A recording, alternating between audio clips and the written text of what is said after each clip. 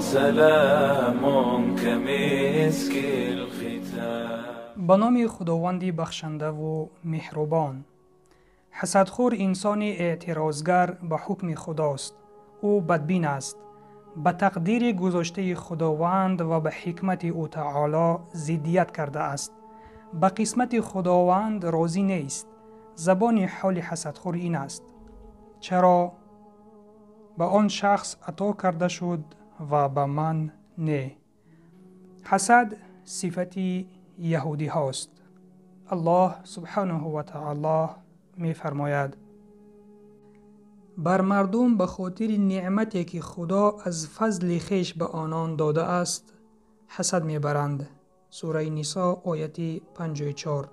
این چنین خداوند می فرماید: آیا آنان رحمت پروردگارت را تقسیم می کنند؟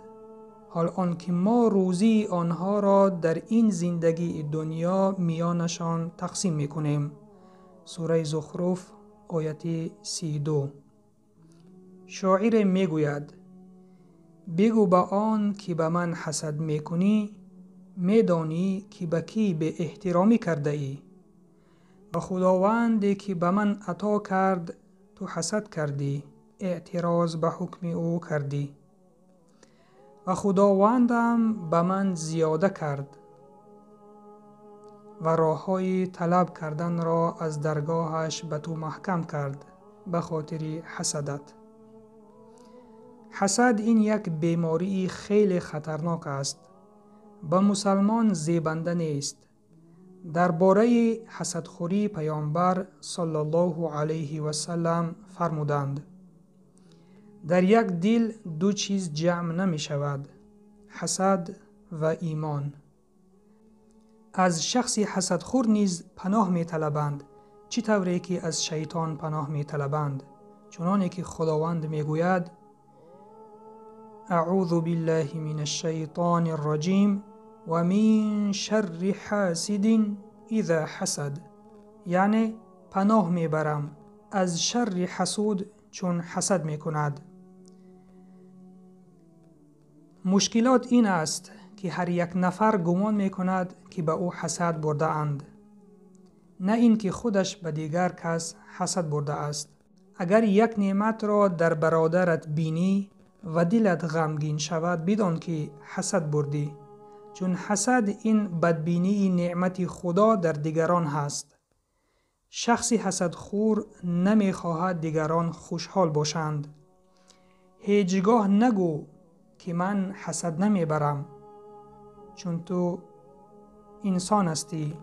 دانشمند گفته است: هیچ جسد به حسد نبود.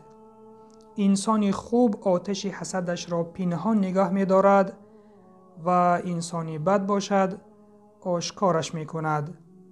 پس ای حسدخور، دلت را طبابت بکن و از خدا طلب کن تا دلت را از حسد پاک گرداند.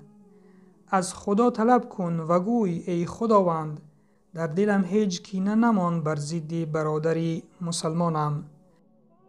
پیامبر صلی الله علیه و سلم فرمودند: ایمان هیچ یکی از شما کامل نمی شود تا آن دمی که آنچی را که برای خود دوست می داری برای برادرت دوست نداری. بعضی شخصان اگر بینند که ماشین یک کس سوخت یا زنش را سر داد خرسند می شوند. این چی برادری و مسلمانی است؟ به مصیبت کسی شاد نشو. شود که خداوند به او رحم کند و تو را مبتلای بلا کند. مؤمن حقیقی کسی است که دوست می دارد برای برادرش آنچی که برای خود دوست می دارد. حسد این پدر گناهان است و دروازه بدی هاست. حسد صاحبش را وادار به جوییدن احوال مردم می کند. حسدچی همیشه در زندگیش غمگین است. ای برادر و خواهر مؤمنم، دارایی مردم از دارایی تو گرفته نشده است. رزق مردم از رزق تو گرفته نشده است. آسایشتگی مردم از آسایشتگی تو گرفته نشده است. عصبانی مشو. بهترین شخص صاحب دل خالی از حسد است.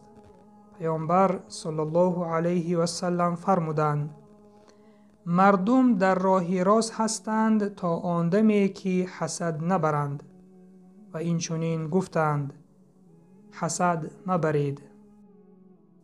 پس برادران و خواهران ایمانیم، قلب خود را از این ناپاکی که حسد است پاک نماییم. به کسی حسد مبریم. آنچه که او به دست آورد از جانب الله است. و سلام بر آن شخصانی که راه هدایت را پیش گرفتند.